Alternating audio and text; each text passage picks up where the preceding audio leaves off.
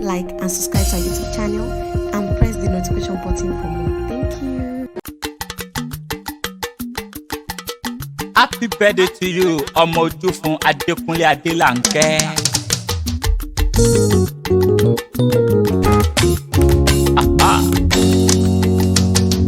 Adékúnlé o, Adélànkẹ́. Adékúnlé o, kú ọdún. Aláṣẹ EKE studio, akíyọ.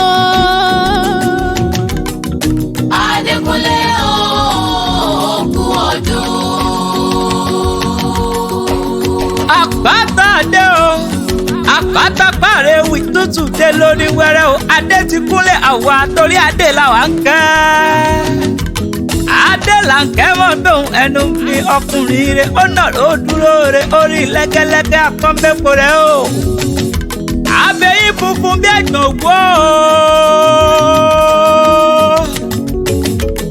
Aláṣẹ EKE studio máa wọlé paraba olóríire alálùbáríkà ẹ̀dá èèyàn. Adélànkẹ́ òní lọ́dún rẹ̀.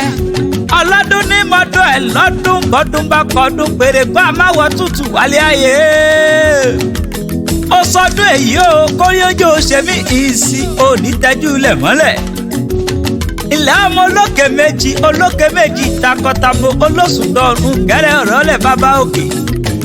Ìlú tó jagun ṣẹ́gun ọ̀pọ̀ lù ìlú tí kì í borí balẹ̀ bálágbára kálágbára arabata ribiti rabata.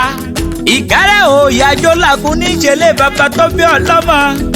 Ìlú tó kalẹ̀ sáàrin àwọn òkè ìlú tó lọ́sùn tá àtọ̀rọ̀ lẹ̀ ń bẹ wà kún ìwọ lọ́mọ òkèrú yọ̀yọ̀ kẹ́mi yá àfọ́nà òkè parapọ̀ sọ́ra dọ́ta.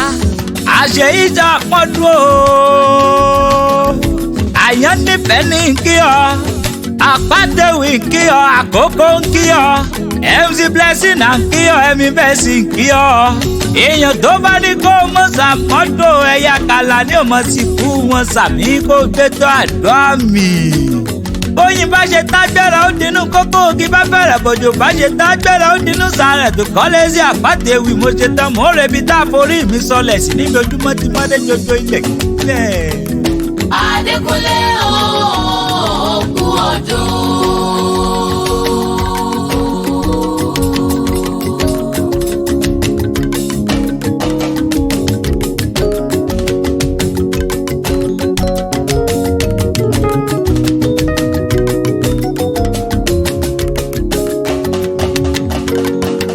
Adékúnlé o, kú ọdún.